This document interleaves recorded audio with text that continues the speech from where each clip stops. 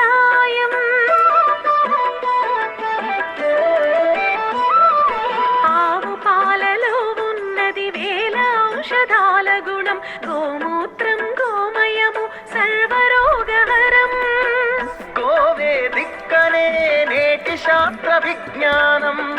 గోవుకు మృక్కెరా ప్రతి శాస్త్రం వేదం. గోధూళిని దేవతలే ధరించెదరురా. గోశక్తిని ఓంకారమి కీర్తించునురా.